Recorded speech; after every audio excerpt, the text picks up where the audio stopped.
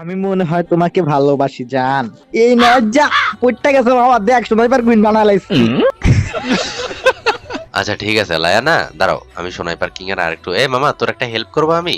আরে বাবা তুই আবার কি হেল্প করবি? তুই তো যথেষ্ট হেল্প করছস। আচ্ছা ঠিক আছে, এত করে যেহেতু করতে যেতে তাহলে কর কর। আচ্ছা আমি একজনের ডাইকে একটু হেল্প করতেছি, হ্যাঁ ওকে ডাকতাছি ওয়েট। নওয়াজ ভাইয়া কেমন আছেন? হ্যাঁ আলহামদুলিল্লাহ, এই যে সোনাইপার কিং মানে তোমার জানের আরেকটা ডুও বানাই দিতেছিলাম আর কি। হ্যাঁ আদি তোর হেল্প করছি মামা।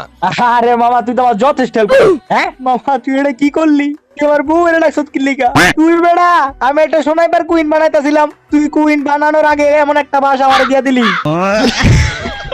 তুই খারা, তুই আজকে বাসায় আসবি না? তুই আজকে বাসায় আয় খালি। কই বটিটা আনতেছি, খারা তুই। বউ এবারে মতো আমার মাফ করে দাও, আমি এমনিতে মজা করতেছিলাম, আর ওর ভিতর পুরা তোমার ফটোকপি এটা। জান তুমি এগুলা কি বলতেছো? এটা কে?